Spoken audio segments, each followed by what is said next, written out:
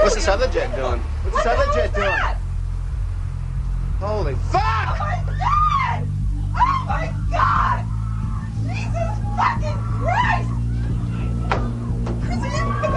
Don't touch it. Oh my God! I mean, when you look at it, the building has collapsed. That tower just came down.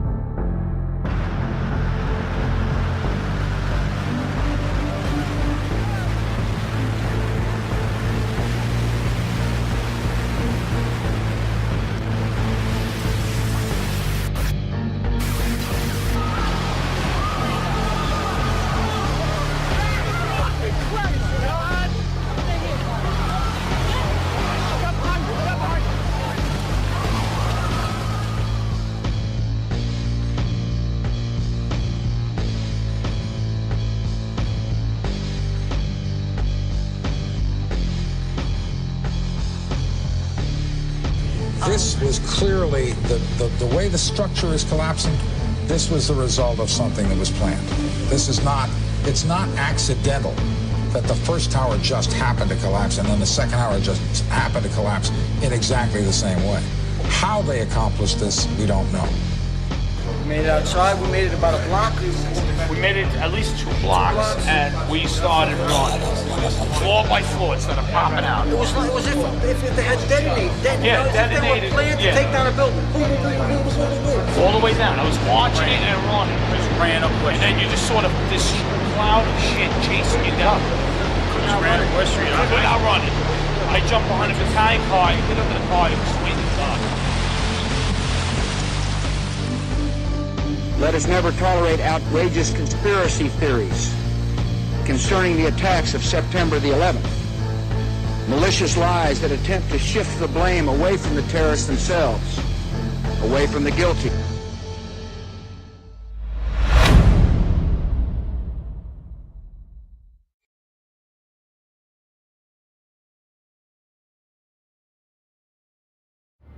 World Trade Center Building Number 7. On September 11, 2001, it was one of the casualties of the terrorist attacks on that horrific day. Building 7's sudden and shocking collapse has been overshadowed by the fate of the Twin Towers. But from an engineering standpoint, it is the greater mystery. We were surprised that Tower 7 collapsed. We being the team that investigated what occurred on that day. There was some damage to Tower 7 caused by the debris that hit it from Tower 1, but the damage was certainly not similar in scope or magnitude to that caused by the aircraft hitting Towers 1 and 2. The only positive aspect of this building's demise is that it fell 7 hours after the 2 main towers. Everyone had been evacuated, and even though the 47-story building collapsed in on itself in under 10 seconds, no one was killed. World Trade Center 7 was completed in 1987. It had approximately 1.8 million square feet, 47 stories, and was roughly 600 feet tall. Each of the floors was approximately 40,000 square feet, which is roughly the size of a football field and equal to the size of the floor plate on each of the towers. The building was a good building. It was soundly designed. It would still be standing if not for 9/11. And it was state-of-the-art at the time, absolutely. I lost my husband. My son. My uncle. My nephew. September 11th, 2001. Most people don't know a third tower fell that day. The government says fire brought it down. The collapse of World Trade Center 7 was primarily due to fires. I, along with 1,400 other architects and engineers, have found the government's conclusion to be physically impossible. Impossible. We need the truth about what happened that day. Go to rememberbuilding7.org. Why it fell, why it matters, and what you can do. Do you believe that the government had anything to do with the attack of 9/11? Do you believe in a conspiracy in terms of the attack of 9/11? No, but I do believe that it is the first time in history that fire has ever melted steel. I do believe that it defies physics for the World Trade Center Tower 7, Building 7, which collapsed in on itself. It is impossible for a building to fall the way it fell without explosives being involved. World Trade Center 7. World Trader 1 and 2 got hit by planes. 7, miraculously, the first time in history, steel was melted by fire. It is physically impossible. And who do you think is responsible for that? I have no idea. But to say that we don't know that it imploded and it was an implosion and a demolition is beyond ignorant. Look at the films, get a physics expert here from Yale, from Harvard, pick the school. It defies reason. Let's get one. Let's get one, because that I would do it. Is the unthinkable. It is the unthinkable. But imagine if somebody could convince you of that, could prove it to you, Elizabeth. Just 7. Did you know that a third tower fell on 9/11? At approximately 5:20 p.m. on September 11, 2001, World Trade Center Building 7 collapsed in 6.5 seconds from normal office fires, according to the government's final report. World Trade Center 7 collapsed because of fires fueled by office furnishings. It did not collapse from explosives or from fuel oil fires. Later, the government finally admitted that Building 7 collapsed at the rate of free fall, after trying to deny it. So what's wrong with a building in free fall? What is free fall? It's just like taking your car keys out and just dropping them. That's how fast the building came down, for over 100 feet. This is high school physics. A building cannot do free fall with 40,000 tons of structural steel in its structural system without it being blown up. The only way that a building can accelerate as it collapses is by having pre-engineered, precisely timed, and precisely placed explosives. In other words, controlled demolition. Saw the big hubbub going on around Building 7. Walked around it. I saw a hole. I didn't see a hole bad enough to knock a building down, though. I saw, yeah, there was definitely fire in the building, but I didn't hear any, maybe this is movie crap. I didn't hear any creaking, or I didn't hear any indication that it was going to come down. And all of a sudden, the radios exploded, and everybody started screaming, "Get away, get away, get away from it!" And I was like a deer in the headlights. And I look up, and I think I remember pretty clearly the 2 guys that I knew were on the transit radio. I don't know if those tapes are out there, but I can try and look for them and show you exactly what I'm talking about. But it was that moment, get away. And I looked up, and it was nothing I would ever imagine seeing in my life. The thing started peeling in on itself, and there was an umbrella of crap 7 feet over my head that I just stared at. And somebody grabbed my shoulder, and I started running, and the shit's hitting the ground behind me. And the whole time you're hearing thum, thum, thum, thum, thum. So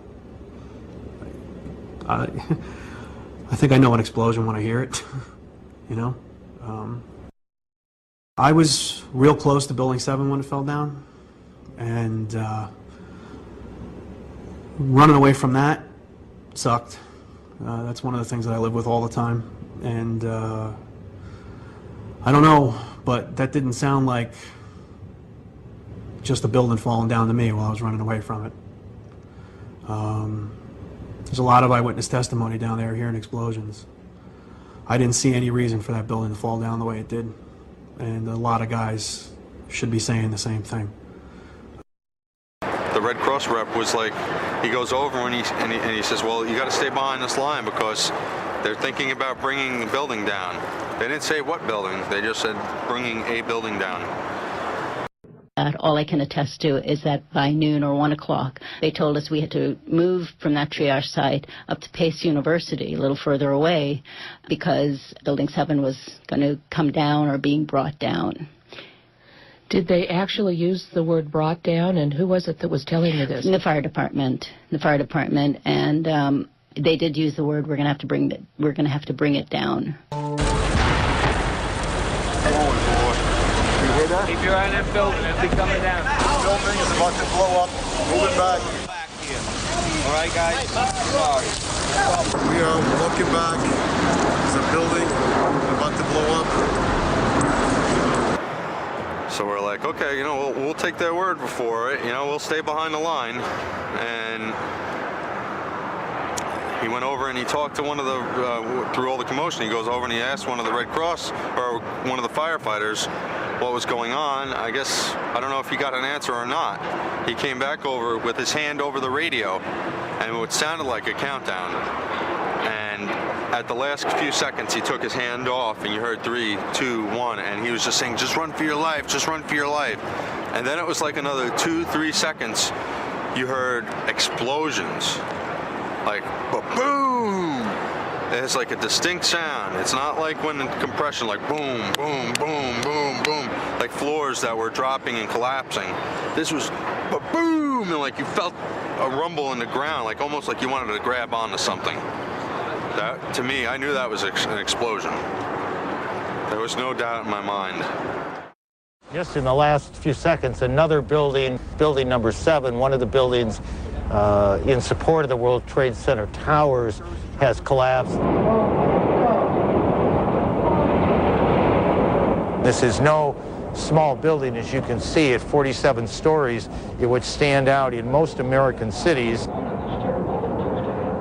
I remember getting a call from the fire department commander telling me that they were not sure they were going to be able to contain the fire. And I said, you know, we've had such terrible loss of life. Maybe the smartest thing to do is pull it.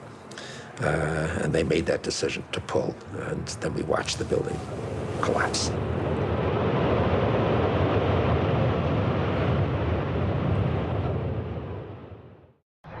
We were watching the building actually because it was on fire. The bottom floors of the building were on fire, and you know, we heard this sound that sounded like a clap of thunder. Turned around, we were shocked to see that the building was. Well, it looked like there was a shock wave ripping through the building, and the windows all busted out, and you know, it was horrifying. And then, you know, about a second later, the bottom floor caves out, and the building followed after that, and we saw the building crash down all the way to the ground. You know, we were in shock, and then the high-rise buildings simply do not collapse due to fire. There has never been until 9/11 an experience where a high-rise building that was steel frame completely collapsed. There have been fires burned longer in similar structures without any collapse. In this test, done by British Steel in 1995, a large amount of typical office furniture was burned to see what would happen to the heavy steel beams that supported the ceiling. It's not that it melts in a fire. In fact, the fires, normal fires, are not hot enough to melt steel. Even if you were, for example, to use an unusual fuel like kerosene, you cannot achieve temperatures hot enough to melt steel. But what happens is it starts to lose its strength. And as it loses its strength, it starts to sag. This was the largest test of its kind ever conducted. It showed how unprotected steel can be distorted, even by a normal office fire. But as is typical in steel buildings, the structural beams only slowly and progressively warped and sagged. There was no chance of a sudden collapse. In my previous career as a firefighter, normally you'd never be afraid to go into a Type 1 building because they're not combustible, and you would just charge at it and put the fire out. Never in my training were we ever taught that these type of buildings could just collapse in on themselves. There's definitely much more going on than just fire. The World Trade Center 7 building reminds me of the Meridian Bank building in some ways in Philadelphia. The Meridian Bank building is a 38-story skyscraper that burned for 18 hours in 1991, suffered extensive damage from the fire, but did not collapse. NIST tells us that this collapse mechanism, starting with thermal expansion, that worked its way upward and outward through the building, in a matter of seconds, there's not enough time for the building to collapse the way that NIST tells us it collapsed. NIST claims the fires were very large, very hot, and long-lasting, when in reality, observation, which has been researched by many people, shows these fires did not last very long. They were not in the locations where NIST claims they were at given times. I'm a fellow of the American Institute of Architects. For the 40-plus years that I've been practicing architecture, I have designed a variety of buildings from small houses to high-rise office buildings. Some of the high-rises that I've worked on are 1 shell and 2 shell here in Houston. I was project manager for a 22-story office building in Akron, Ohio. Later in the day, when World Trade Center 7 collapsed, they had already showed us pictures of a few fires in that building, and I mean, they weren't even raging. And how could that cause a building to collapse as if it were imploded? Couldn't happen.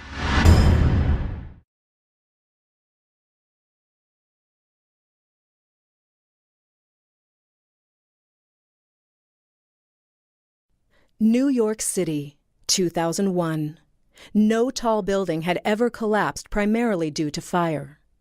But that's exactly what investigators believe happened to the 47-story World Trade Center Building 7 on September 11th. According to a 3-year comprehensive building and fire safety investigation just completed by the National Institute of Standards and Technology, or NIST. World Trade Center 7 collapsed because of fires. We really have a new kind of progressive collapse that we have discovered here, which is a fire-induced progressive collapse. And in fact, we have shown for the first time that fire can induce a progressive collapse. NIST used detailed data describing the building and its contents to create the most complex computer simulation of a structure collapse ever made. Falling debris from Tower 1 started fires on 10 floors in Building 7. A break in the city water main from the collapse of the towers disabled sprinklers in the lower half of WTC 7, allowing fires on those floors to burn for 7 hours. The NIST computer model was validated with evidence from videos, photos, witness accounts, and other data. It shows that heat from fires expanded long support beams, causing connections and floors to fail. So you look at the floors failing here, and eventually this column 79 is going to buckle, it fails, and then the entire vertical progression takes place. If the buildings had come down by fire, we would have seen a more natural progression of collapse. And clearly a more asymmetrical pattern should have been present. The symmetry is the smoking gun. It cannot happen that when you have asymmetric damage, you will get a perfectly symmetrical collapse. The exterior columns on the outside as well as on the inside at the bottom would have to be severed almost at the same time. The buckled column caused additional collapsed floors and falling debris that removed support from adjacent interior columns. A chain reaction then caused other interior columns to fail in quick succession. The outside shell of the building fell. I worked for Controlled Demolition Incorporated, CDI, the top-rated explosives demolition firm in the world. As an explosives loader, my job was to place explosives in the buildings to prepare them for demolition. I was licensed while in New York by the New York Fire Department to handle explosives. And I worked on major projects such as Seattle Kingdom, the Three River Stadium, Philadelphia Naval Hospital, and Keyspan gas holders in New York. What I saw, it was a classic implosion. The center of the core, the penthouse area, starts to move first, and then the building follows along with it. That's another indicator that this NIST report is very suspect. When it's all finished, the outside walls are piled one on top of the other right in the middle of the building. Just like a house of cards if it were coming down. As a structural engineer, I don't believe that the failure of one column would normally bring down an entire building in the way we saw World Trade Center 7 come down. According to NIST, the failure occurred at column 79 on level 12. This means basically they're talking about a single columnar collapse or failure that resulted in a total collapse of the building. That just does not make any sense. The NIST team found no evidence that explosives were involved in the collapse. And our analysis showed that even the smallest explosive charge that was capable of bringing down the critical column in the building, had it occurred, we would have seen sound levels of 120 to 130 decibels about a half a mile away. That would have been an incredibly loud sound, and that sound was not picked up by any of the videos or witnesses that we have talked to. In its final report on the destruction of World Trade Center Building 7, NIST, the National Institute of Standards and Technology, went out of its way to avoid investigating the use of explosives. Their sole rationale for not investigating explosive use was the supposed lack of sufficiently loud sounds. NIST computed what they claimed would be the minimum loudness of an explosion that could sever Column 79 with a single blast. Then they claimed no observers detected explosions as loud as their predictions. This size blast would have produced an incredibly loud sound that was not recorded on videos of the collapse nor reported by witnesses. On the basis of this artificial threshold of interest, they swept aside all evidence of actual explosions and concluded that no explosives contributed to the destruction of the building. We did not find any evidence that explosives were used in the collapse of Building 7. Yet there was voluminous evidence of explosions. Here's one of the guys who can tell you I'm okay, all right? Here, hold on. You want to call your mother or something? You heard explosions, like boom. We just heard one more explosion. That's about the fourth one we've heard. A few blocks up West Broadway, looking toward the World Trade Center in the distance, Ashley Banfield was conducting an interview for MSNBC. You were just told by police that you should move out of your... The mic was set to pick up speech a few inches away. From the involuntary startle response, oh my God, we know explosions are being heard. However, listening closely, we discovered that the microphone did indeed pick up the sounds of explosions, but very faintly. Turn up the volume. Listen for a low rumble in the background. you were just told by police that you should move out of your apartment, Fabiana. Yes. You've got Carolina here? Yes. They advised us to leave because we have... Oh my God. This time, the sound has been filtered to emphasize low frequencies. Listen for booms like a bass drum in the distance. In fact, you were just told by police that you should move out of your apartment, Fabiana. You've got Carolina here? Yes. They advised us to leave because we have... Oh my God. Here's a different version, filtered to emphasize the mid-range sounds. The bass drum is gone. I would describe the blast sound like a train on a bumpy track. You were just told by police that you should move out of your apartment, Fabiana. Yes. You've got Carolina here? Yes. They advised us to leave because we have... Oh my God. Here's the original sound again. You were just told by police that you should move out of your apartment, Fabiana. Yes. You've got Carolina here? Yes. They advised us to leave because we have... Oh my God. Look behind us. Please pan in this way. Please be careful of your baby. This is it. That's the building coming down. Oh my God. Oh my God. Oh my God. No. No. If you didn't hear the blasts, back up, use earphones, turn up the volume, and listen again. There were 2 blasts, followed by 7 more, regularly spaced, all in 2.5 seconds. Craig Bartmer's testimony may come to mind. The whole time you hear boom, boom, boom, boom, boom. I think I know an explosion when I hear it. When we hear the sharp, regular series of sounds in the background, the building has not yet started to fall. When we hear the reporters say, "This is it," this is it, the building has not yet started to fall. The fall of the building corresponds to the crescendo in the crowd response.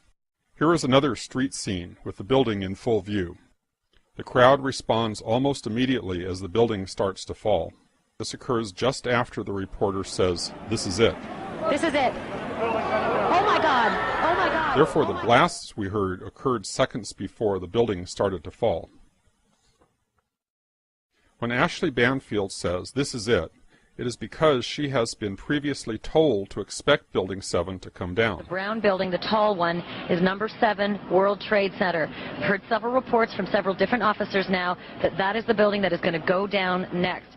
Back in the studio, the anchor, Brian Williams, not only had foreknowledge of the collapse, he had a ready explanation. What we've been fearing all afternoon has apparently happened. We were watching number 7 World Trade, which was part of the ancillary damage of the explosion and collapse of the other 2. Just as Ashley Banfield was told, Brian Williams was told. There is indeed evidence that even the top fire officials were told. We are on the phone with New York Fire Department Lieutenant David Restuccio. Lieutenant, where are you right now? I'm at the corner of Northmore Street and Greenwich Street. Can you confirm it was number 7 that just went in? Yes, sir. And you guys knew this was coming all day? We had heard reports that the building was unstable and that it eventually would either come down on its own or it would be taken down. Those in control of the story were planting the official narrative in our psyches in real time as events unfolded, using the press and even the fire and police departments as their unwitting agents. We are getting information now that one of the other buildings, Building 7 in the World Trade Center complex, is on fire and has either collapsed or is collapsing. And clearly those fires continue to burn at about 4:15 Eastern Daylight Time. Building number 7 was going to collapse. That appears to be what has happened now. One of those smaller buildings just fall to the ground. We had heard earlier that it was structurally unsafe. We're getting word from New York right now that another building has collapsed. I understand that this is a 47-story building. Information, of course, take a look at that right-hand side of the screen. It's going down right now. There it is. Yep. It went down right there. This is not from an explosion or an aircraft at this point. From our knowledge, the information that we have is that this is a building that probably was incredibly structurally damaged. NIST is being dishonest. That would have been an incredibly loud sound, and that sound was not picked up by any of the videos or witnesses that we have talked to. NIST was lying about no testimony of explosions. There was both testimony and recorded evidence of explosions. However, NIST discounted any evidence of explosions that did not exceed its artificially contrived threshold of interest. The minimum sound level of interest, as determined by NIST, was based on a blast of RDX, one of the loudest explosives available, large enough to break a major column outright with a single blast. They assumed no efforts at noise abatement, complete transmission of the sound to the outside air, no absorption or blockage of the sound along the path. And who knows if they assumed the use of an efficient cutter charge, or if they simply figured the effect of a bomb planted beside a column. They don't say. Their sole reason for doing this calculation was to create a pretext to sidestep any actual investigation of explosives. Why would NIST, or anyone else, choose to exclude from its investigation any evidence of any explosions related to the destruction of the building? At the same time, it should be noted that NIST's report on Building 7 was never published by a peer-reviewed publication. This means their analysis of the collapse cannot be validated from a scientific point of view. Even though this was an unprecedented event in history, we are being asked by NIST to take their word for the soundness of their conclusions. It's based on sound science, and it is consistent with all the observations we have. But it has never happened before, right? But the physics is consistent, it's sound, it's been analyzed, and we have the results. And we are very comfortable with our findings. They might have been comfortable, but the scientific community of architects and engineers was not. Science is never secret when it's done right. Science isn't science unless it's published, unless it's openly published and made available for criticism. Architects and Engineers has asked NIST to at least verify the computer model on which they've based their theory of the collapse. But also in this case, NIST has refused to make their data public. Structural engineers rail against NIST because they refuse to show the visualization. It's a black box. You cannot download any of this data. This means that also for the accuracy of their computer model, we have to take NIST's word for it. Here is our structural model showing the building collapsing, which matches quite well with the video of the event. This is the video of the event. On the right is one of the two animations released by NIST on the collapse of Building 7. When you observe the footage of how the building failed, and when you look at the animation of the failure, and compare that to what you actually observe in reality, I think they disprove their own theories. It is impossible for it to fail the way they said. The second animation released by NIST is even more inconsistent with the real event. While the animation shows a pronounced inward bending of the top of the structure, the video footage shows the entire top section of the building maintaining its shape all the way through the visible part of the collapse. This can be verified by different angles. If this is what NIST calls matching quite well, one can imagine what the reliability of their entire report can be. In order to justify the first and only collapse in the history of a steel skyscraper due to fire, the debunkers have maintained that Building 7 was weaker than the average steel structure because it had been built over an existing electrical substation. The building was extremely unconventional. It had this giant Con Ed substation with enormous trusses carrying extraordinarily high loads, very vulnerable to fire and other kinds of damage. But NIST itself has refuted this possibility. From the final report we read, the transfer elements such as trusses, girders, and cantilever overhangs that were used to support the office building over the Con Edison substation did not play a significant role in the collapse of World Trade Center 7. In fact, it was the opposite. After it was completed, Larry Silverstein had the building reinforced beyond its requirements in order to accommodate the needs of its main tenant, Salomon Brothers. From this 1989 New York Times article we read, Salomon Brothers intends to spend nearly 2 years and more than $200 million cutting out floors, adding elevators, reinforcing steel girders, upgrading power supplies, and making other improvements in its million square feet of space. We built in enough redundancy to allow entire portions of floors to be removed without affecting the building's structural integrity, said Larry Silverstein, president of the company. More than 375 tons of steel, requiring 12 miles of welding, will be installed to reinforce floors for Salomon's extra equipment. If there was one skyscraper in the world that should have never collapsed due to fire, it was Building 7. In other news this week, the finding that allowed the National Institute of Standards and Technology to withhold data from its World Trade Center 7 collapse simulation has finally been released via whistleblowing site Cryptome.org. The finding was made on July 9, 2009, and reads in part, quote, "The disclosure of the information in connection with NIST's investigation of the technical causes of the collapse of the World Trade Center towers and World Trade Center Building 7 on September 11, 2001 might jeopardize public safety. Therefore, NIST shall not release the information." End quote. Although the finding was made last year, the actual finding itself was not available to those who had requested the information, leading many to suspect that it would contain details of exactly how or why the data from NIST's WTC-7 collapse simulation would jeopardize public safety, but no such explanation is to be found. Analysts note the finding is especially odd given that NIST itself has claimed that the collapse of WTC-7 was an extraordinary event, unprecedented in history, and that they arrived at that conclusion using the computer model whose input and result data they have now classified in the name of public safety. What we found was that uncontrolled building fires, similar to those we have seen in other tall buildings, caused an extraordinary event. The collapse of World Trade Center 7 was primarily due to fires. This is the first time that we're aware of that a building over 15 stories tall has collapsed primarily due to fire. We reached this conclusion by reconstructing the entire building, beam by beam, column by column, connection by connection, into a computer model, a virtual WTC-7 building. Many are wondering whether NIST's reluctance to release their data is due to the questionable nature of the science underlying a simulation that many have pointed out is little more than a visual recreation of the initiation of a building collapse, which in itself explains nothing and does not even show the entire progressive collapse of the 47-story building.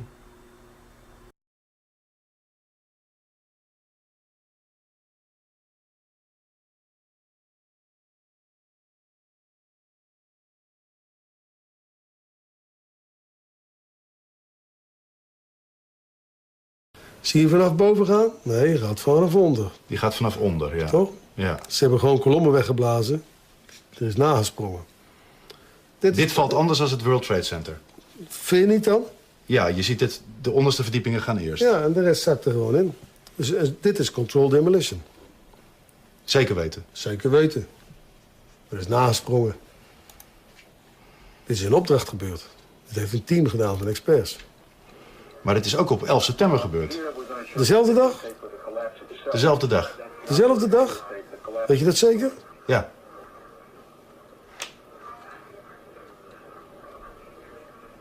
Was het zeker weten de 11e? Dat kan geen waar zijn. 7 uur nadat de World Trade Center naar beneden viel. Ja? Hebben ze hard gewerkt. In het officiële onderzoeksrapport van FEMA staat dat ze niet kunnen verklaren waarom gebouw nummer 7 is ingestort. Uitgebreid bespreken we alle mogelijke oorzaken met Denny Jowenko. Dat weet ik niet precies, maar ze hebben wel... Maar hij blijft erbij dat het gebouw is opgeblazen. Het is vakwerk, zonder meer. We weten heel goed wat ze doen, die jongens. De vraag is dan, is zoiets van tevoren voorbereid of kan dat op 11 september zelf nog zijn besloten en uitgevoerd? Met hoeveel man heeft u hoeveel tijd nodig om dat te doen? Dat weet ik niet precies, maar... Maakt u een inschatting? Ja, dan moet je wel ervaren mensen hebben, maar als je een man of 30, 40 zou hebben... Kijk, een paar met de snijbrander, de rest brengt hem aan. Andere mensen sluiten dat deadcord met die boosters aan. Dat moet allemaal precies op hetzelfde moment gaan. En weer een derde die zet de elektronische systemen erop. En dan gaat hij.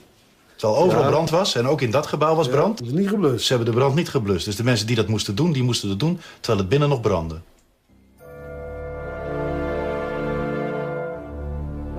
Ja, dat is vreemd. Dat is vreemd. Dat vind ik ook heel vreemd. Daar heb ik geen verklaring voor. Hi, my name is Barry Jennings. I'm 52 years old. I've worked for 33 years at one location. When the Office of Emergency Management did an activation, they always included our locale. And what they did was monitor the emergency. They actually coordinated the emergency through several agencies. I received the call shortly after the first plane hit. I got there, I had to be inside on the 23rd floor when the second plane hit. Upon arriving into the OEM EOC, we noticed that everybody was gone. I saw coffee that was on the desk. Still, the smoke was still coming off the coffee. I saw half-eaten sandwiches. And only me, Mr. Hess, was up there. After I called several individuals, one individual told me that to leave and leave right away. Mr. Hess came running back in and said, we're the only ones up here, we got to get out of here. He found the stairwell. So we subsequently went to the stairwell and we're going down the stairs. When we reached the 6th floor, the landing that we were standing on gave way. There was an explosion and the landing gave way. And I was left there hanging. I had to climb back up and now I had to walk back up to the 8th floor. When I made it to the 6th floor and there was an explosion, the explosion was beneath me. Keep in mind now, it's pitch black in there. All the lights went out. So when the explosion happened, it blew us back. I'm thinking I'm standing on the landing. I'm actually holding on to a pole above us. And I had to climb back up because Hess is yelling, what do we do now? I said, there's only one thing we can do and it's go back up. Both buildings were still standing. Both buildings were still standing. Both buildings were still standing. Keep in mind, I told you the fire department came and ran. They came twice. Why? Because building tower 1 fell, then tower 2 fell. And then when they came back with all concern now, like to get me the hell out of there. I was trapped in there for several hours. I was trapped in there when both buildings came down. All this time, I'm hearing all types of explosions. All this time, I'm hearing explosions. When they finally got to us, and they took us down to what they called the lobby, because I asked them, I said, when we got down there, I said, where are we? He said, this was the lobby. And I said, you gotta be kidding me. It was total ruins. Total ruins. Now keep in mind, when I came in there, the lobby had nice escalators. It was a huge lobby. And for me to see what I saw, it was unbelievable. And the firefighter that took us down kept saying, do not look down. And I kept saying why. He said, do not look down. And we were stepping over people. And you know you can feel when you're stepping over people. This big giant police officer came to me. And he says, you have to run. I said, I can't run, my knees are swollen. He said, you're gonna have to get on your knees and crawl in. He said, because we have reports of more explosions. And that's when I started crawling. And I saw this guy fall behind me and his comrades came to his aid. They dragged him to safety. I'm just confused about one thing and one thing only. Why World Trade Center 7 went down in the first place. I'm very confused about that. I know what I heard. I heard explosions. The Explanation I got was it was the fuel oil tank. I'm an old boiler guy. If it was a fuel oil tank, it would have been one side of the building. Yes, you can use this footage. Normally, when you have a structural failure, you carefully go through the debris field, looking at each item, photographing every beam as it collapsed and every column where it is in the ground, and you pick them up very carefully and you look at each element. We were unable to do that in the case of Tower 7.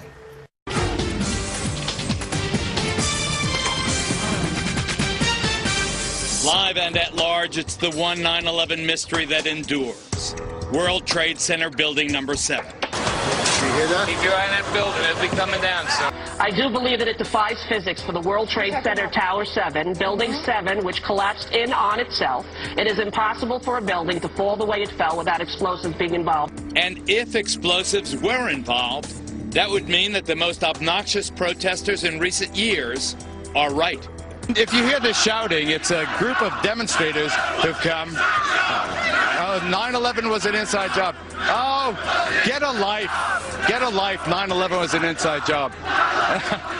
Welcome to the show, everybody. I'm Geraldo Rivera, and that noisy demonstration was more than 2 years ago. But the folks behind that TV ad you saw earlier are not so easy to dismiss as those demonstrators were. And what caught my eye is their claim that more than 1,300 architects and engineers examined the evidence about Building 7's collapse and disagree with the official report issued by the National Institute of Standards and Technology. But up front tonight, Building 7 was no ordinary building.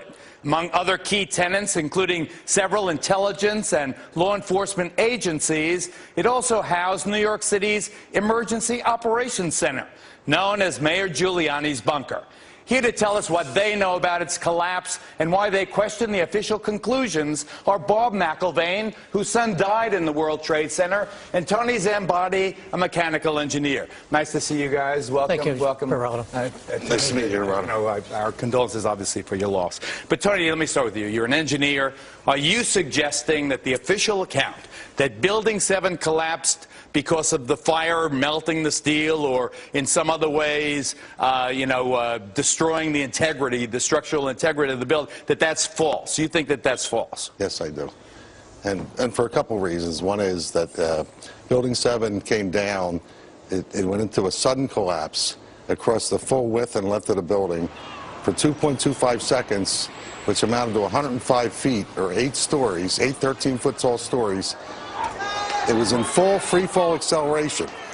That is impossible because in a natural collapse, columns would have to buckle. When columns buckle, there is a minimum resistance. It's asymptotic, if you know what that means. That means it never goes to zero. So it's impossible. You can't reach. So here's what, I guess in layman's terms, to just get my hands here, Peter. So what he's saying is that the top floor collapses, hits the next floor, hits the next floor, hits the next floor. So it's bang, bang, bang, bang. The weight of the upper floors. It would slow down. What I'm trying to say is it was in full free-fall acceleration. All of its potential energy was being converted to motion. Instead of what I just described, the thing just collapsed like a pancake. It just came down. And so what are you suggesting brought it down, Tony? I'm suggesting there was some form of demolition devices in that building for 8 stories or more. You think that the explosives brought down Building 7? Some form of demolition device. I'm not pretending to know what it is. I am saying that it was in free-fall acceleration. All right, let me ask you this. Admitted to that. Okay, let me ask you this before I get to Dad, before I get to Bob here. We've all seen old, obsolete buildings and public housing in other places outlive their usefulness, being demolished by the professionals who can actually collapse a building right in its own footprint. That's what it looks like happened to Building 7. Do you believe that's what happened? Yes, I do believe that's what happened. And why do you think they're lying about it? I don't really know all the details of what they're lying about. I can't read their minds. All I can say is, scientifically, it's impossible for fire to have done what we see. And Bob, these 1,300 engineers and architects who agree with you and some of the other relatives' families. I know you found your son just a couple of days after the disaster. He was outside. I don't want to get into the details of how you believe he died, but these architects and engineers, do they support your contention? Do you believe that it was an inside job, that 9/11 was an inside job? All right, Geraldo, I believe it was an inside job, okay? I'm here You believe our government? All right, wait, look, please. But the thing is, we don't have enough time to get into the reasons of that. We set up this Building What campaign. We saw the... Building What? .org. BuildingWhat.org. The reason we have that is because Judge Lehner, when we had a petition to have a new investigation in New York City about Building 7. And when the lawyers... And you're asking the New York City Council. I don't want to interrupt also to reopen. So I know we don't have the time, but anyway, he said, Building what? Because no one has any idea about Building 7. So because I believe in... I've talked to so many firemen, so many EMS workers, policemen, who talk about the explosions. And I know you don't want to get into my son's... But I feel my son died from an explosion. I went to all the 9/11 Commission hearings. I've been researching this for 9 years. So what do you want? Let's get to the bottom line before we're out of time. I want truth. I've been lied to. I mean, it's beyond a reasonable doubt that the 9/11 Commission did not tell this story. 9/11 Commission barely mentioned Building 7, if at all. Right. Okay, what forum do you want the investigation in? Well, the forum, what we want it is in New York City right now, because New York City, we feel, has an obligation to investigate 9/11. So before we're out of time completely, Bob, do you want specifically the New York City Council to open its own investigation of the Building 7 collapse? Absolutely. And that would satisfy you if they did that? Well, I'm not done. I'm still a parent. I'm a parent who has an obligation to find out why my son was murdered. As far as this show and New York City, I want the investigation. That will not be sufficient enough. Your wound. I get that. And I'm going beyond that. But it's the beginning. Of course it's the beginning, but that's why I support this Building What campaign. Bob McIlvaine, we thank you. Tony Zambati, thank you very much. It is an intriguing topic. I certainly am much more open-minded about it than I was, and it is because of the involvement of the 9/11 families and all these engineers and architects. Clearly, they know more than I do. Thanks, gentlemen. Thank you.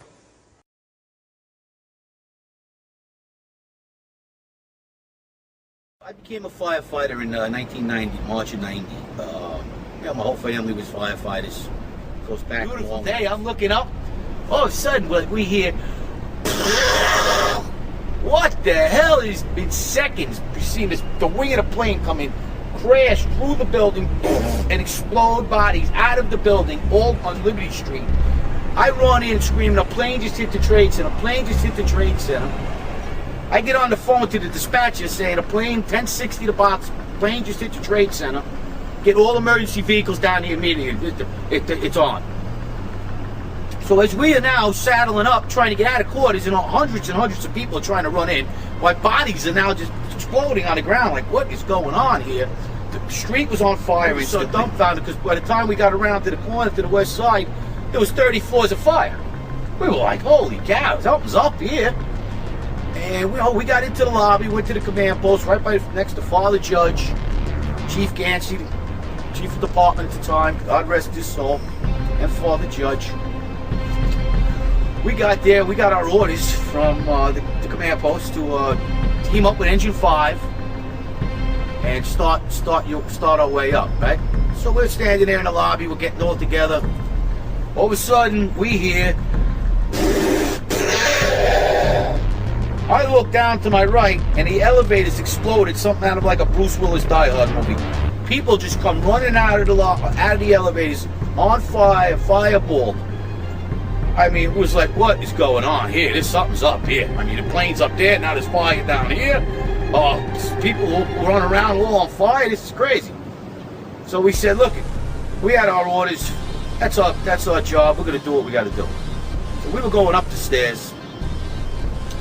As we were going up, there was fire here, there was fire.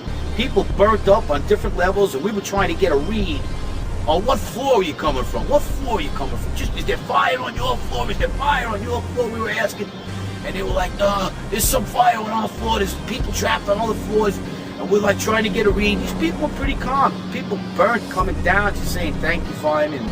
We were going up. We were heading up to the 24th floor of the stairwell, and all of a sudden we heard, Mayday, Mayday, second plane, second plane. Swift, we're looking at each other like, come on, second plane, there's no way there's a second plane. Within seconds, our building got rocked. We got bounced around in the stairwell like pinballs, man. And we just said, you know what? Time to go. We got out as much people as we could. Most of the people were out. We were the last guys going up the stairs. We got down. We started taking off. About 12 of us. We got down to the 3rd floor, and that's where the stairwell collapsed on us. And we had to dig our way out. Now the building's coming down. We can't see nothing. Once again, saying our prayers. The show is over here now. This is it. And with that, all of a sudden, we're looking for another stairwell. Me and the lieutenant open the door. We find a body in this closet. We were like, what the heck is that? Where did this come from? Holy shit, what's going on here? Something's crazy going on. We got our way out of the 3rd floor, and that's where the maintenance fella, with a little flashlight, saved our lives. He was pointed over, and if it wasn't for him, we never would have found another stairwell. The building would have collapsed. So Willie Rodriguez? Willie Rodriguez. Thank you, Willie. He saved our lives. Saved about 12 guys' lives that day. At least. We got down to the lobby, and everything was blown out, exploded. Everything was. And we were the only ones in the lobby now. We're going, wait a second here. Where is everybody? Because the building was coming down the outside. They moved the command post to World Trade Center too. So now we're like, we didn't get no. Where is everybody? We were in the lobby. Oh, it looks like everything was exploded. Everything was gone. We're like, what is going on here? We didn't know. We were like, this is crazy. All of a sudden, we said, listen, man, no time to cry for your mommy. We got to get out of here. So we took off like cockroaches. 12 of us. We all went our own ways. I ran across North End Avenue and outran the building, throwing my gear off, stripping down on my skivvies. I was standing on the ledge, watching the building come down. I was diving in the river to Jersey. I said, this is it, man. This is the end of the game here. I mean, I made it this far. I'm not going to let them get me now. No way.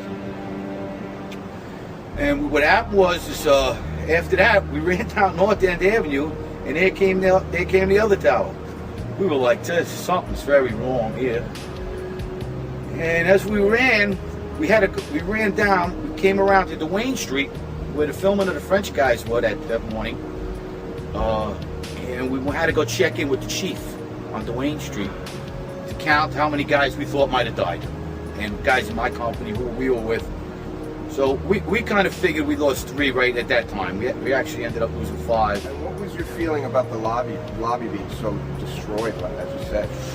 I mean, we were saying, how is this happening when it was 80 stories up? And, like, we was just, you think about it, you say, something else had to go on here. Something else was going on here. This just don't happen like this when a plane hits the 80th floor of a building and the lobby gets blown out. Sorry. I don't care who you are. What happened? We was in an explosion. We was in the lobby and the 3rd explosion, the whole lobby collapsed on us. What was it like? Horrible. It's like hell. You don't want to know. The whole building just collapsed on us inside the lobby. Was that a secondary explosion? Yes, it was. That was planned, probably? Yeah, definitely a secondary explosion. Because we was inside waiting to go upstairs, and on the way upstairs, the whole fucking plane blew. And we just collapsed on everybody inside the lobby. Similar to the first tower coming down, secondary? I don't know about the first one, but I know the second it was terrible. Then there was a 3rd one too after that one. Third explosion after that? That's right. Everybody was inside the building, waiting to go upstairs. And they just let loose. Everything just let loose inside the building. So what you told me is that there was a plane or whatever hit the building, then a secondary explosion. It was like 3 explosions after that. We came in after the fire. We came when the fire was going on already. We was in the staging area inside the building, waiting to go upstairs. And they exploded. The whole lobby collapsed on the lobby inside. And it's just mayhem after that? Everybody tried to make their way out. Just trying to help all the brothers get out. A lot of people trapped inside and everything. People don't understand. There may be more. Any one of these fucking buildings can blow up. This ain't done yet. For every window in the lobby to be exploded, I mean, them windows were like as thick as forget it. They were 2-3 inch glasses, come on. They exploded out of the lobby, something, it wasn't from the jet fuel. No way. The elevators exploded. They were down from the lobby. The lobby was over here. That should never have happened. Something would happen there, and that wasn't. We came down. It looked like a bomb went off in the lobby. There was no fire. It just looked like a bomb went off, and the building collapsed. the time and the things that went on between the plane and by the time the buildings came down, there was a lot of things that happened that makes you really wonder what went on there. And that's you know, it's too much. It's too much. There's too many things that went wrong that I mean, I don't like, you know, I'm not, I guess, an expert on a plane hitting a building, but just me being in there and experiencing what I've seen and dealt with, something wasn't right that day. And I think everybody in that lobby knew it. It's safe to say that you agree with the premise that the Twin Towers, and especially Building 7, were brought down with other means than just a plane hit. I believe so, yes. Yes. I personally, yes. You've become quite associated, haven't you, with the extraordinary events that day, because you were... That is correct. You're supposed to be the last man who left the North Tower when it collapsed. What were you actually doing in there to start with? Well, I worked in the building for 20 years, and I was a janitor. I was a person that actually cleaned 110 flights of stairwells every day. And on 9/11, I had the only master key that was available. Which you have with you here. This is the master key that was used. They call it the key of hope. I started the day by calling my supervisor and telling him that I was not going to work. The reason was that it was such a beautiful day that I wanted to stay home. I wanted to take a sick day off.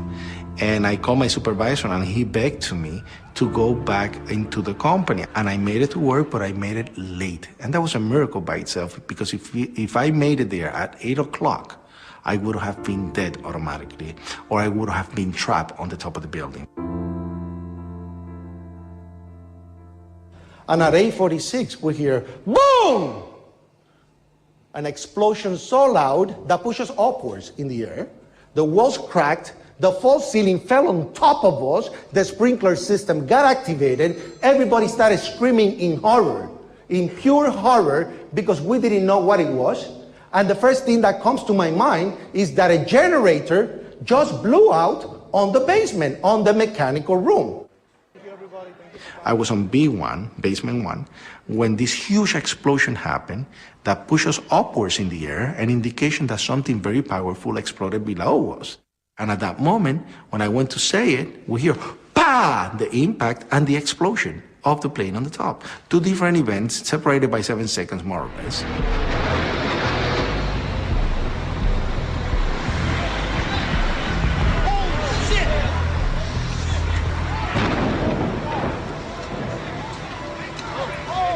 Two separate explosions were recorded at a distance of about 9 seconds from each other during a business meeting that was taking place in a building nearby, One Liberty Plaza.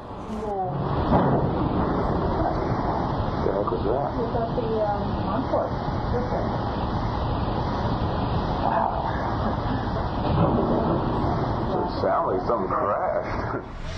And you could hear the difference from the top and from the bottom. Come on, I work in the building for 20 years and I know the difference between something coming from the basement and something coming from the top. So everybody's screaming in horror, help, help, and we didn't know what to do. What floor were you actually on when the first plane hit? I was in the basement. I was in the basement, actually. There was a huge Right. explosion in the basement, and at that moment, the first thing that I said, whoa, it's a generator that just blew up. And because we have no windows, we have no way of saying, you know, what's going on. A person comes running into the office saying, explosion, explosion. All the skin hanging from under his armpits, on both arms to the top of the fingertips. And when I look at his face, pieces missing from his face. And I said, what happened? What happened? I was in the B4 level, and on my way, I heard a bomb. So I says, probably the transformer again blew up. So I stepped back, finished what I had to finish, and I started towards the door again. And there come a big blast with a big ball of fire. And when I said, don't move, because I was going to pick up the phone to call the emergency medical unit that was located on the other tower, bang, another explosion.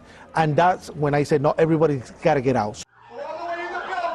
From the initial explosion in the basement, I took 14 people from the basement, led the way out so they could go outside the building because nobody was taking the leadership. After that I went back, went into the North Tower. There were two people stuck inside of an elevator, a lift, and they have water going into the lift, and they were encapsulated, and they were screaming that they were going to drown. I was able, with the help of another guy, to open the door, find a ladder, get these two people out, save them, take them outside the building, and go back inside the building.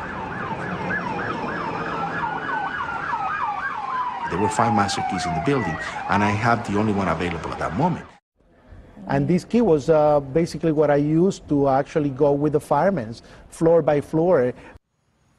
We start making it up the staircase, and as we go up, we hear small explosions going off. Pa! Pa!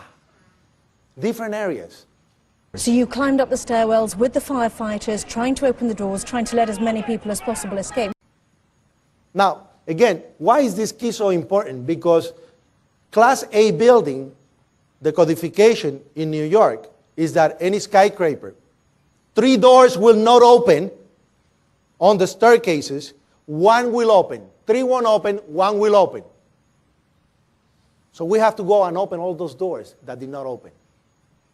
When we got to the 27th floor, the whole unit of firemen collapsed on the corridor, one after the other, because they couldn't continue going up.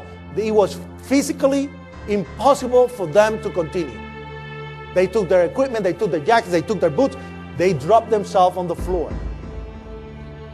A very shocking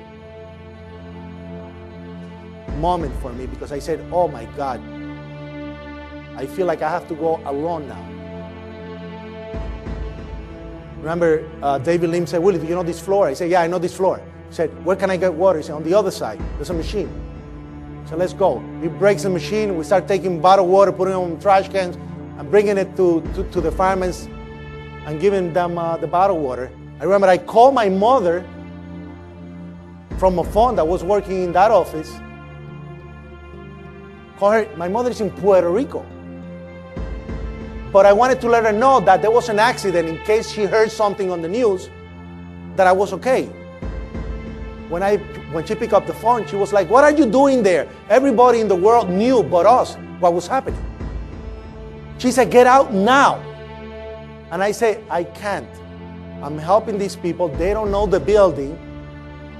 But don't worry. And I lied to her. I said, I'm going to get up to a certain part, but I'm not going to get to the area where they have the fire.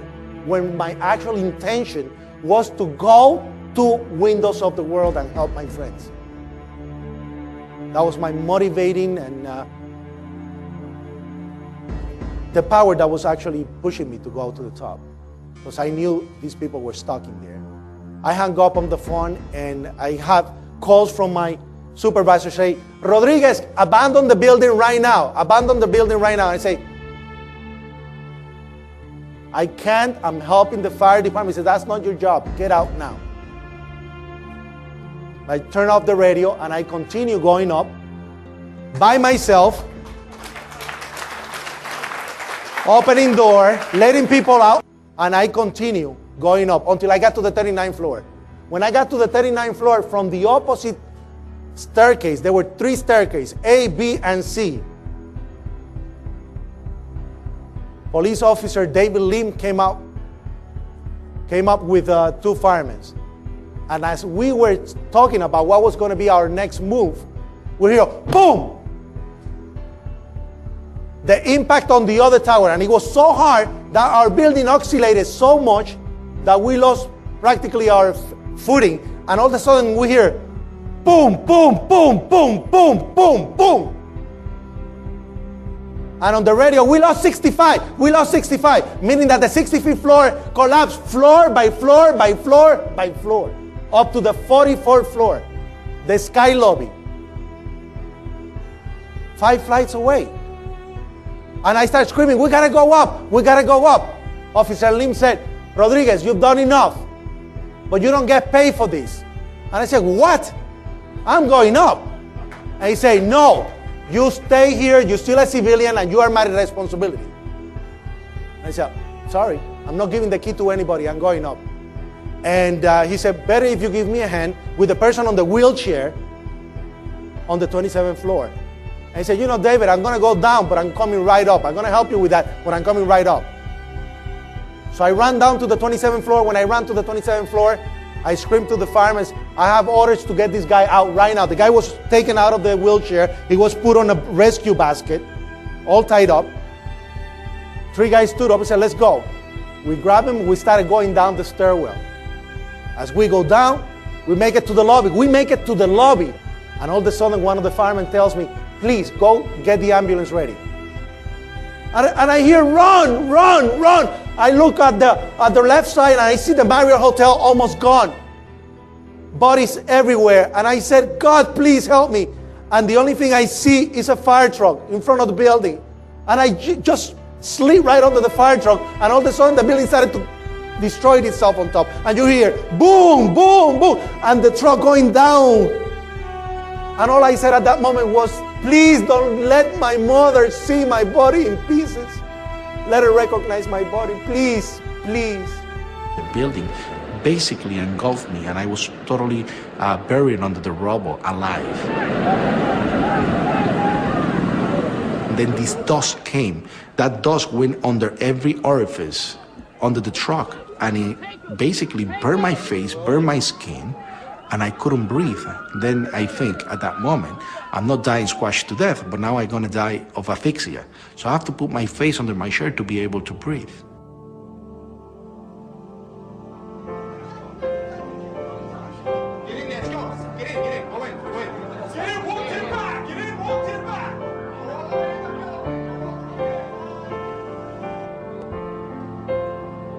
And hours after, I was pulled from the rubble, thinking at that moment that I lost my legs. But a miracle. I didn't break a single bone.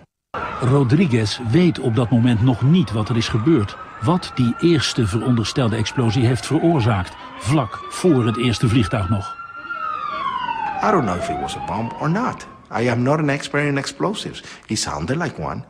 It made the noise like one. It created, a destruction level that, I wouldn't expect anything else to be but that. But was that a bomb? I have no idea what it was.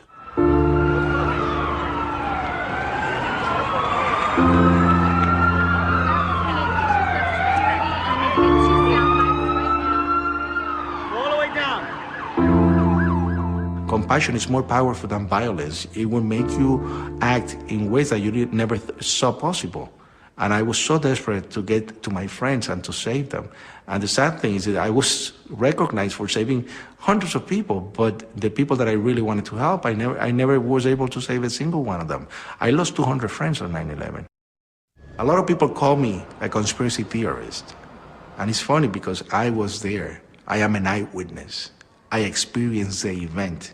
I do not speculate because I experience it in my own skin. I have the people that have come out and validated the story constantly. I have the people that have survived also the event and have tried to tell their part of the story, which actually coincide with mine. I lost 200 friends that do not have answers, and I will continue until we get the answers. I studied physics at MIT. I did electrical engineering for about 8 years. I've had quite a bit of practical engineering experience. When I first saw the collapses, I was absolutely convinced that they were not spontaneous. One of the first things that I did was to speak with one of my patients, who is a retired Army Corps of Engineers fellow who's done a lot of demolition and construction. Showed him some of the public source videos that are available of it, and he immediately pointed out that there were squibs, which represent little puffs of smoke essentially coming out of the buildings initially, which were clearly a sign of controlled demolition. He had no opinions beyond that, but he said without doubt that it was a controlled demolition. That sort of set me on the path of continuing to examine it and trying to gather as much evidence as I could. And the question I pose, what don't we know and why don't we know it, is sort of addressing the fact that at this point we still do not really have a meaningful explanation for what happened to the buildings. We have had several studies at this point, which I will go into, as to trying to determine a plausible scenario for the collapse. As of this point, none of them have presented us with anything that I think could be reasonably called a convincing and detailed account of why the collapse has occurred. And the question that's been addressed previously, the enormous destruction of physical evidence, as Chris was saying, the site was scrubbed very thoroughly. Out of the entire mass of the buildings that were destroyed, the National Institutes of Standards and Technology, who are now doing the ongoing investigation, managed to save about 240 pieces out of the entire building. All of the rest of it was basically recycled. The obvious question is what does it mean that there was a controlled demolition? At the simplest level, it means that someone had a lot of access to the buildings over a long enough period of time to set this up. It implies, as many other things have tonight, that the people who had effective control of the site had an interest in having it scrubbed and making sure that no information was available, that a forensic reconstruction couldn't be done. Even in much smaller catastrophes, we typically will reconstruct things as completely as possible. For example, TWA Flight 800 pieces were dredged off the bottom of the sea. A complete reconstruction was done to allow a detailed analysis. In this case, the exact opposite was done. The first report that was really issued on this was issued by FEMA in collaboration with the American Society of Civil Engineers. There was basically a volunteer team from ASCE that had very limited access to the site. A lot of the pieces that they were able to retrieve were retrieved by going to landfills and trying to find interesting pieces before they were disposed of. The initial FEMA report basically acknowledged that the kerosene would have burned off very quickly. What wasn't destroyed in the initial fireball would have been consumed fairly rapidly and would have only really served as an ignition for the rest of the material.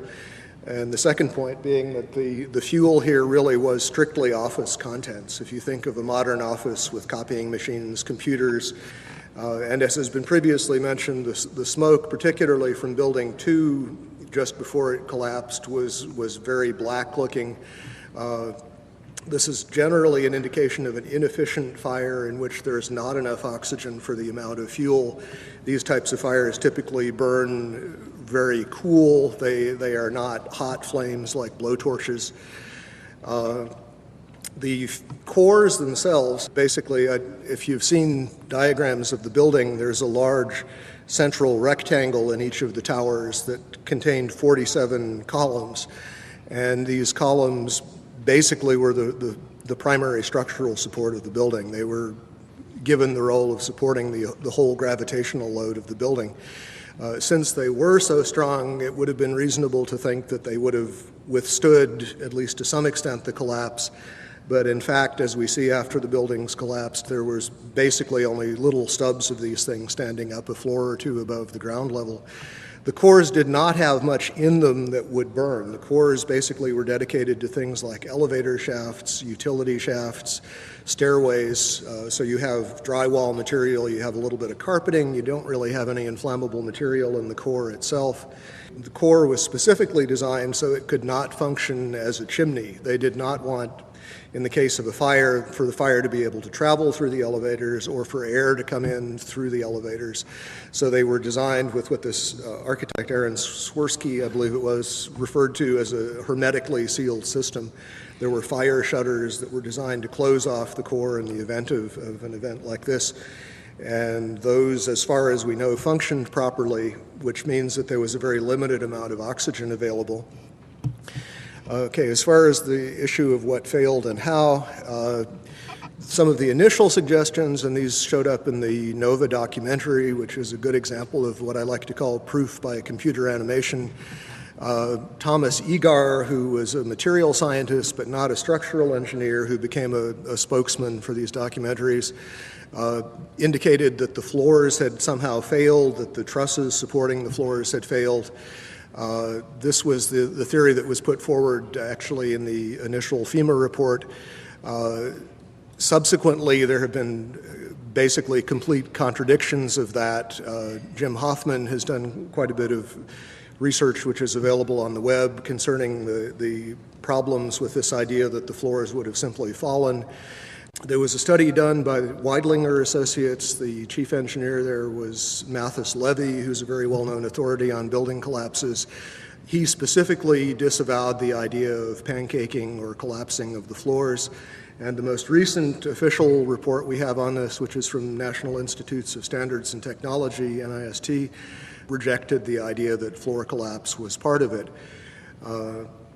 And so as a result, we have basically no sequential model at this point. What NIST has suggested is that there was some kind of simultaneous collapse of the cores, but they have not attempted to give any kind of modeling as to whether those cores could have in fact been destroyed by the fires in the way that they claim. The building was designed to have a fully loaded 707 crash into it. That was the largest plane at the time. I believe that the building probably could sustain multiple impacts of jetliners because this structure is like the mosquito netting on your screen door, this intense grid, and the jet plane is just a pencil puncturing that screen netting. It really does nothing to the screen netting.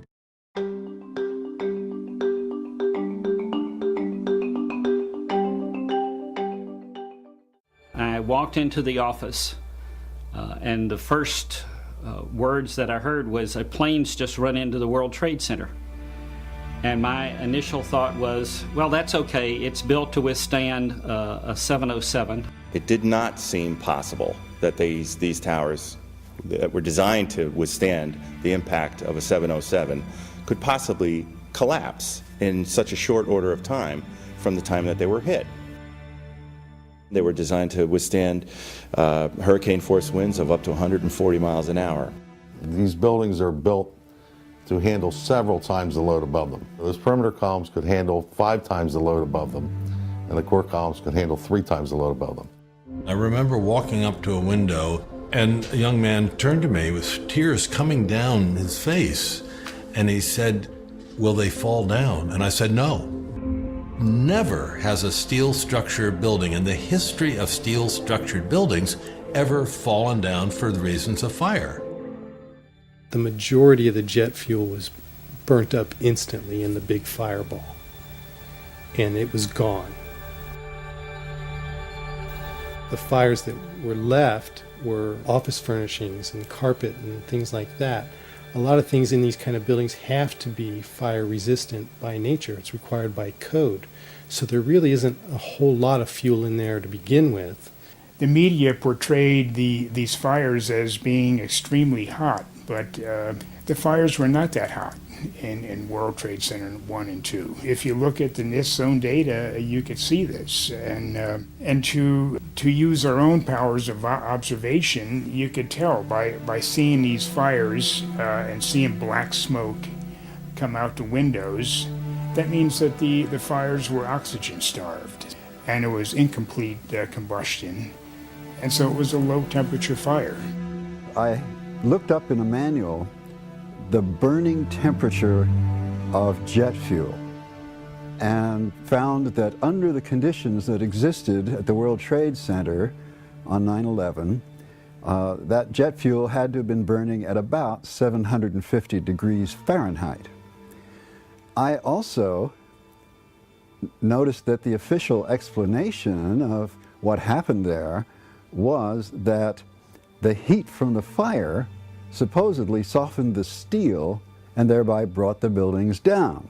If you have a flame at 750 degrees, you can hold that flame under a steel beam forever, and you'll never reach a high enough temperature to bend steel, let alone melt it. So immediately I knew at that point that the official explanation was dead wrong.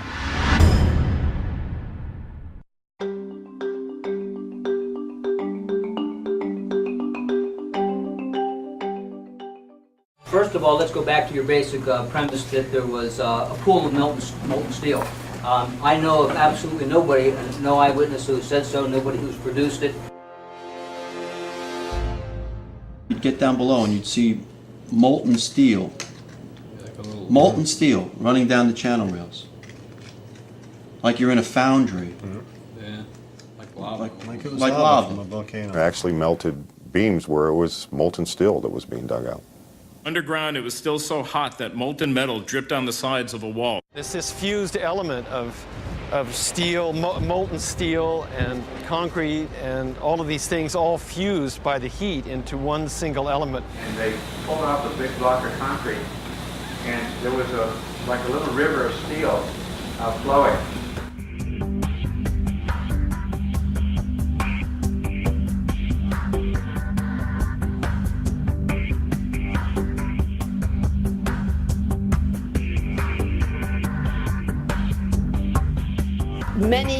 eyewitnesses, firemen, and lots of people described the flowing molten metal, iron or steel, at extremely hot temperatures. And John Gross categorically denied their observations, so that because their observations don't fit his preconceived notion, he not only ignored evidence, he denied evidence.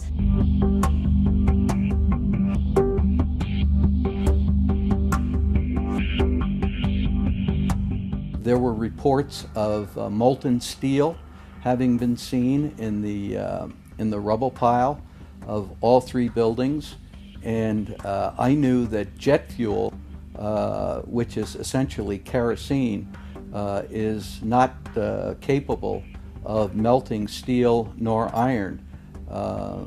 Kerosene or jet fuel burns at less than 1600 degrees Fahrenheit, and molten steel needs at least 2700 degrees Fahrenheit in order to melt.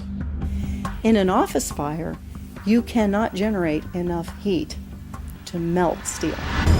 And yet we have evidence of molten iron in the microspheres, in the rubble pile, and the metal pouring out of the side of the tower.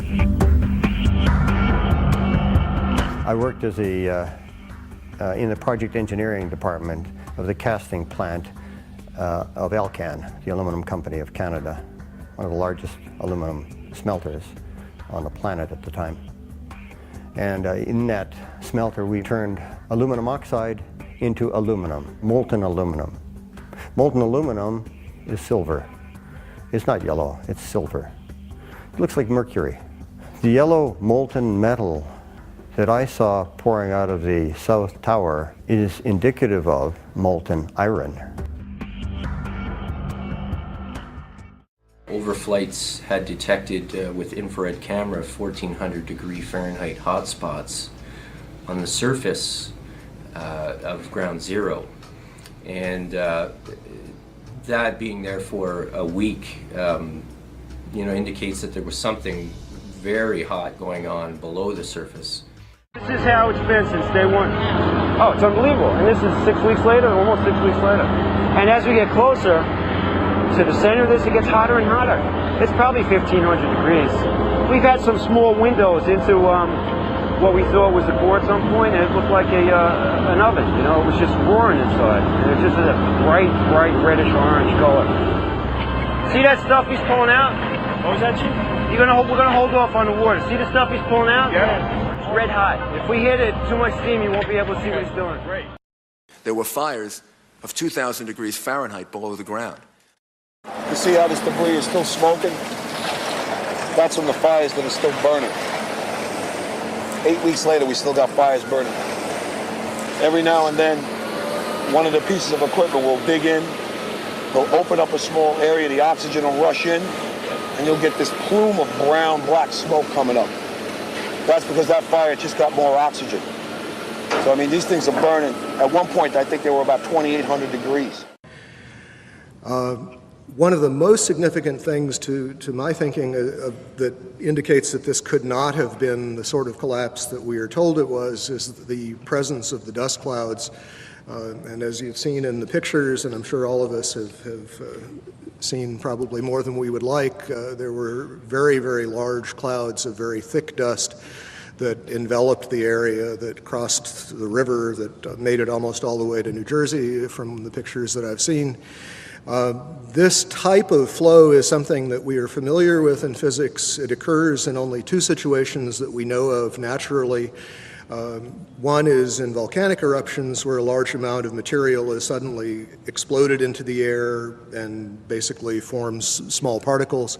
The other situation is something called turbidity currents. These occur along the edges of the continental shelves where mud or sediment will slump, become suspended in water. And the common thread is that you have large amounts of a dense material that is suspended very quickly in a fluid, thereby creating another denser fluid, which is in effect the dust cloud. And that fluid can achieve considerable velocities. The problem with creating this sort of slurry of fine particles is that there really is no mechanism that has been proposed. We have concrete floors with carpeting or flooring over them. We have furniture. We have floors basically that are coming together in a collapse, but the concrete is basically protected under these layers. Early in the collapse, in the very first moments, we see these thick clouds being ejected at very high speed. They're clearly dense because they flow downward and become part of this large overall pyroclastic flow. What we're basically being told is that the concrete sort of jumped up into midair, exploded itself, and then was ejected as the floors came together.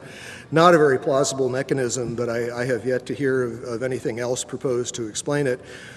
From quite a few people on the scene, we've been told that the powder represented most of the concrete, that the amount of intact macroscopic chunks of concrete on the scene were negligible, that basically everything was reduced to powder. And incidentally, we also know that other things besides concrete were reduced to powder. We know that contents of computers, exotic metals from computer chips, these sorts of things were also identified in the dust and in very small particles, generally on the order of less than 100 microns in diameter. So we have a real issue of mechanism as far as what in the process of this collapse could cause so many things to be pulverized so finely. You have 2 110-story office buildings. You don't find a desk. You don't find a chair. You don't find a telephone, a computer. The biggest piece of a telephone I found was half of the keypad, and it was about this big. The building collapsed to dust.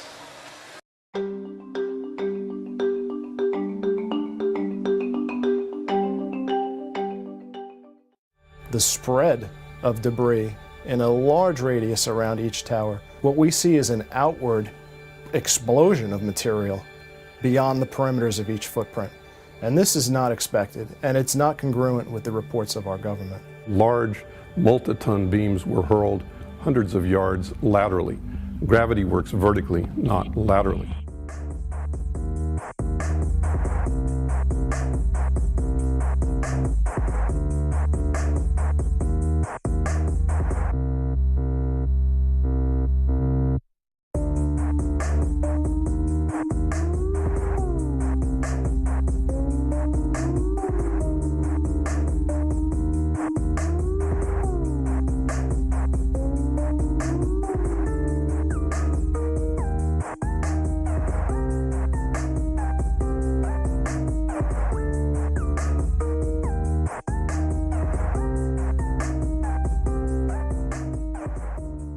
So something's happening to throw these things horizontally at those kinds of speeds. And here it is trailing white smoke the whole time. It really is indicative of some kind of explosion. The individual explosions that I noticed 20 and 30 and 40 stories below the collapsing structure. And naysayers tend to say, well, that's just air being blown out the windows. I mean, it doesn't really work to say it's just air pressure. And I've estimated these are coming out faster than 100 miles an hour. The floors pancaking upon themselves would create gushes of air out the side, but not the kind of explosive force that we saw that would throw I-beams across the street into the windows of other buildings. The ejection of the materials out of the building, the manner in which it fell, the speed at which it fell, exhibited all the signs of demolitions and the completeness of the destruction down to their individual elements. When the South Tower was destroyed, at first it looked like it was going to land in the street or take a building out next to it, and then all of a sudden it disappears in this huge cloud of smoke.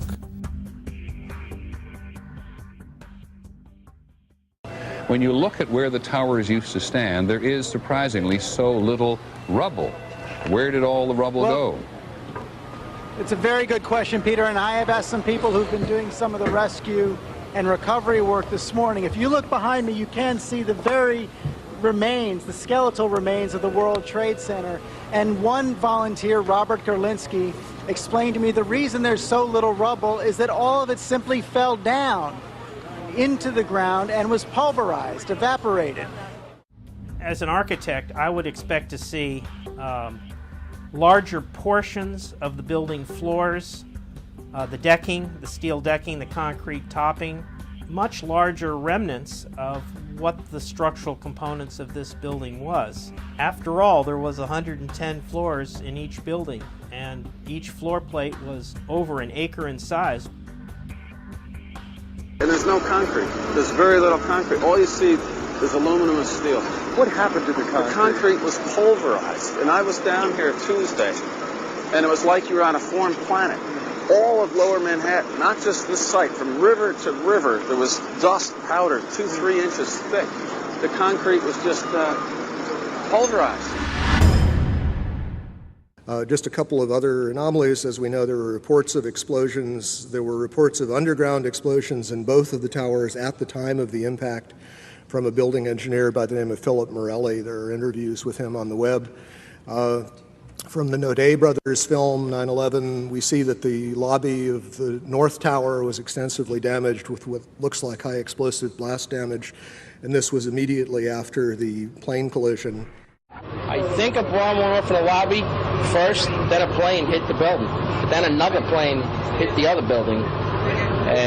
But when I was coming through the doors on the other side of the Trade Center, either they blew the lobby up or something, because it blew the glass out of the doors and knocked us all down, and I got smoke and everything on me. I just feel a little shook up because I got blasted, So. The ladies that are with me were in the World Trade Center in the first building and escaped through the lobby, where they report they believe there was a bomb in the lobby. We ran down the steps to the lobby. There was no lobby. Everything was torn up.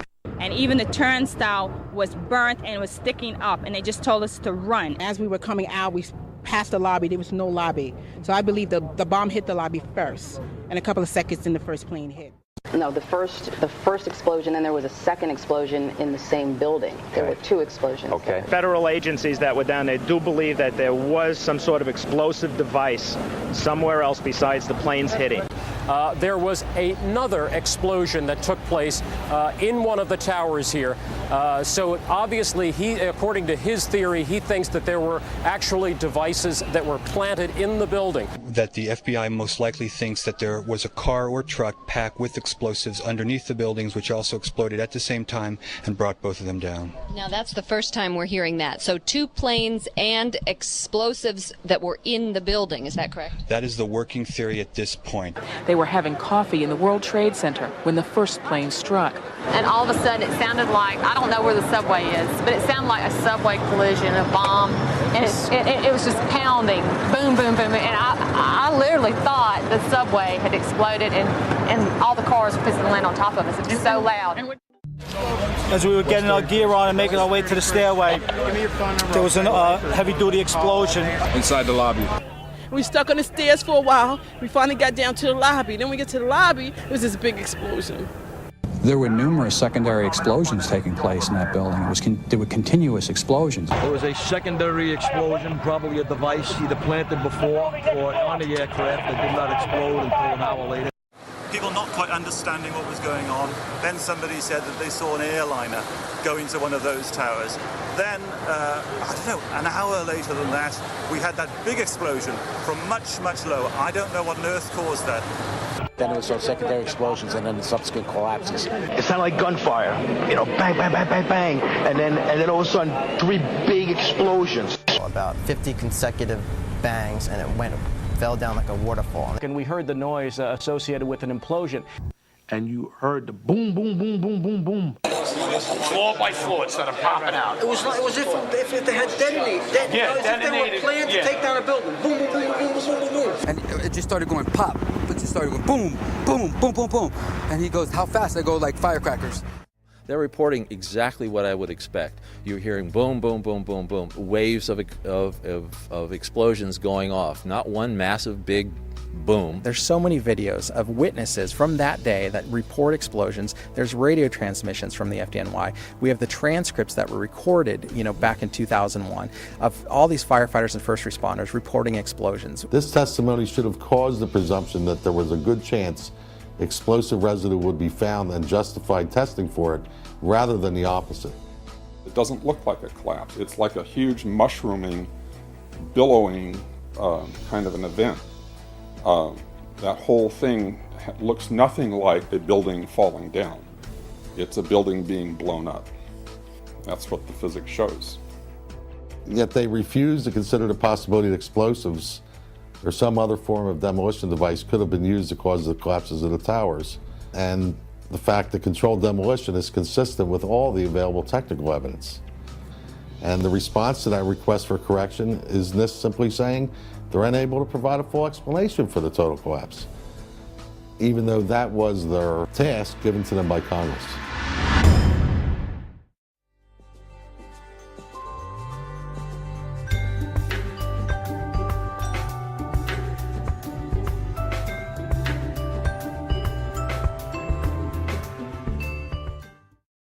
Even though a controlled demolition seems the only valid explanation for the collapses, the debunkers have brought different arguments against this possibility.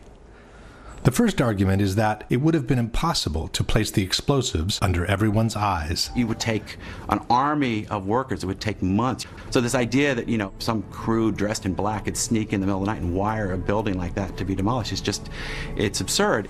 Ipotizziamo che siano veramente state minate. Come si fa? Entrano di nascosto delle persone, portano dell'esplosivo. Scusi, sa, devo lasciare qui questa serie di zainetti. Non ci faccia caso, poi spariscono. There are, however, different facts to be considered. The first one is that in the months previous to 9/11, a major renovation of the elevator system in both towers was undertaken. From the March 2001 issue of Elevator World, we read, Ace Elevator undertook what was perhaps one of the largest, most sophisticated elevator modernization programs in the industry's history at New York City's prestigious World Trade Center. No one is suggesting that this company had anything to do with the possible planting of explosives. But such an extensive renovation process would have certainly provided the cover for a special team to access the internal structure of the buildings at any given time. As explained by Richard Heumann, Chief Electrical Engineer for the Twin Towers, the elevator shafts gave direct access to the core columns. I'm very familiar with the interior structure that surrounded the elevator shafts. And, of course, their access to the elevator shafts gave them total access to the surrounding core columns, the interior of the core columns. Secondly, the movement of heavy equipment on floors that were supposedly empty was noticed in the weeks leading up to 9/11. Scott Forbes worked for a financial institution on the 97th floor of the South Tower. It must have been at least 4 to 6 weeks before 9/11. It was like rebuilding work going on upstairs. The tenants, the people from Aon who had been there were moved somewhere else. The offices were just vacant. And there was a lot of heavy machinery building work going on. It was almost like pneumatic drills and lots of hammering, so much so that the floors were shaking. That's how noticeable it was. It was almost as if something heavy was being moved and then it was being taken off wheels, and it was like boom. Our floor underneath literally shook. You could feel the weight above you. William Rodriguez, an employee at the Twin Towers for more than 20 years, recalls a similar experience. As I stood there on the 33rd floor, I heard very strange noises on the 34th floor. I heard very heavy equipment being moved around, and it sounded like dumpsters with metal wheels being moved around, and I got scared because I knew it was an empty floor. Nobody was supposed to be there. As a matter of fact, not even the elevators stop there. You have to have a special access key to open the door on the 34th floor. Thirdly, after the 1993 attack, bomb-sniffing dogs had been adopted in the security system of the Twin Towers. But on Thursday, September the 6th, bomb-sniffing dogs were abruptly removed, according to a security guard, with no apparent reason. And lastly, there was an unprecedented power down in the South Tower on the very weekend before 9/11. For the first time in 30 years, all the security systems in the building had become useless at the same time. People could come and go as they pleased, even in protected areas, without being seen nor recorded by surveillance cameras. The previous weekend, there had been a power down. Because of the power down, there was a complete breakdown of security that weekend. We had guided tours coming into secured areas by mistake and nobody picking it up because there's no intrusion alarms or anything else. Scott Forbes was also present during the power down. There was a power down in the South Tower on the weekend of the 8th and 9th of September. And it wouldn't have just have affected camera security, it would have affected all the secure systems on doors for either key locks or security badges and so on to undo them. They weren't working because they're all powered by electricity, so there was no power, there was no backup system, therefore they were all open. What again was the excuse that the Port Authority gave you, Scott, for this 36-hour period of the power being down in the South Tower? The explanation was that there was a recabling exercise to increase the bandwidth of networks that were available in the towers. The debunkers are right. It would have been very difficult to bring in the explosives without being noticed. But with the proper cover story, it could have been done under everyone's eyes, in full daylight, without anybody even questioning what was going on. And as far as the initial impacts, this recent NIST study made an interesting point about World Trade Centers 2. The film analysis showed that it oscillated for about 4 minutes after it was struck by the airplane, and the oscillation rate was identical to what would be expected for the intact tower. Trade Center towers and most modern buildings are heavily redundant in the sense that the load bearing can be shifted to other members if some of them fail, and we saw that happen in this case. Stresses do redistribute, but absent further weakening of the structural members, that distribution is limited. It happens, the structure restabilizes, and unless there's significant further damage, it doesn't progress to a total collapse. For the towers to collapse the way we saw them collapse basically implies that the columns simply collapsed into themselves. They telescoped straight down.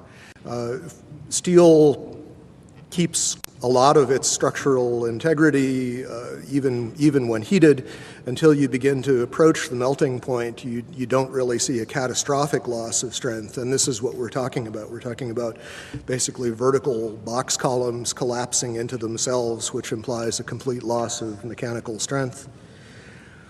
The top section, pushing on the bottom section, it's going to meet equal forces as it goes.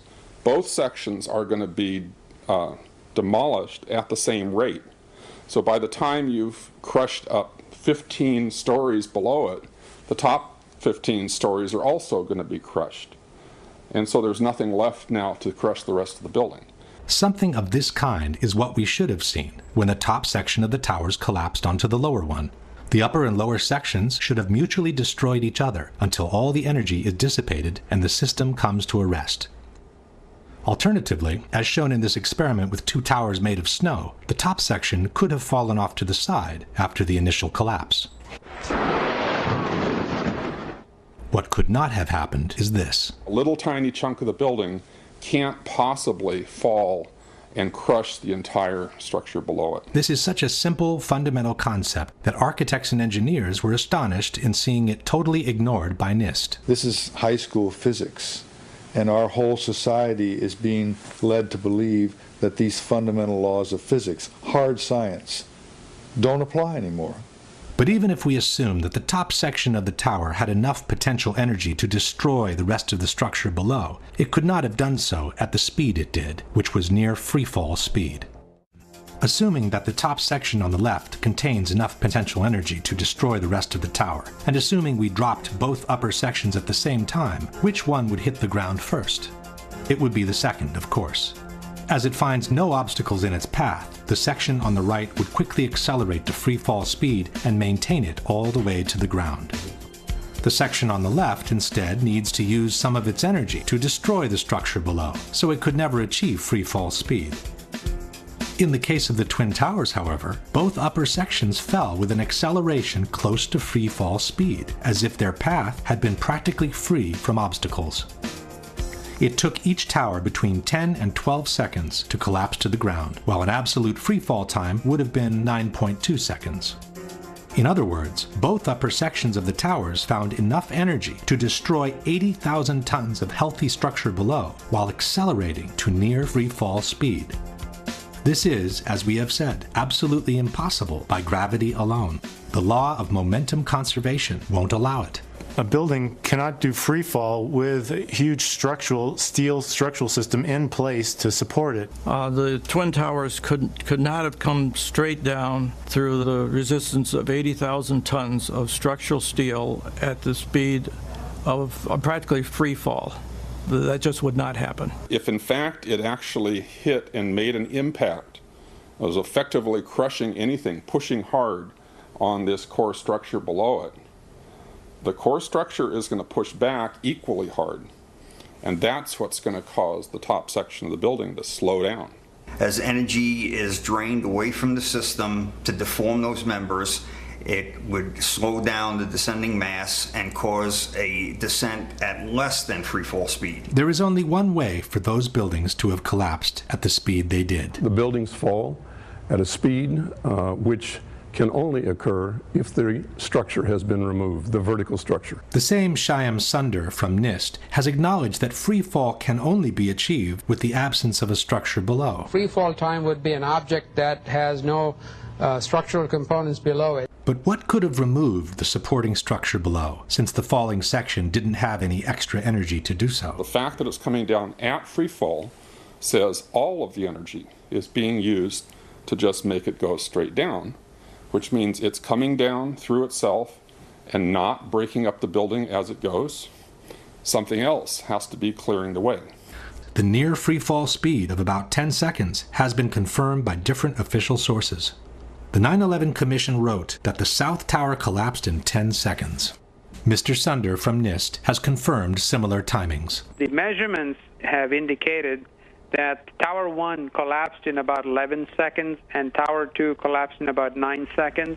Mr. Sunder has also acknowledged that the towers came down practically at free fall speed.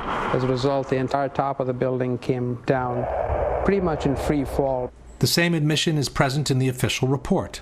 Since the stories below the level of collapse initiation provided little resistance, the building section above came down essentially in free fall. At this point, we can pose the following question. Given that the building section above came down essentially in free fall, given that for free fall to occur, no supporting structure must be present, and given that the falling sections didn't have any extra energy to destroy the structure below, can you suggest anything different from some kind of controlled demolition for the removal of the supporting structure, which was necessary for near free fall speed to be achieved?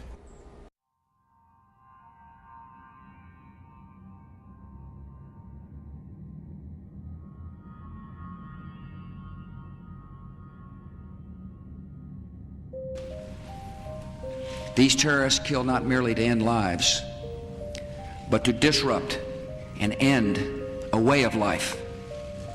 With every atrocity, they hope that America grows fearful, retreating from the world and forsaking our friends. They stand against us because we stand in their way. We're not deceived by their pretenses to piety. We have seen their kind before. They are the heirs of all the murderous ideologies of the 20th century.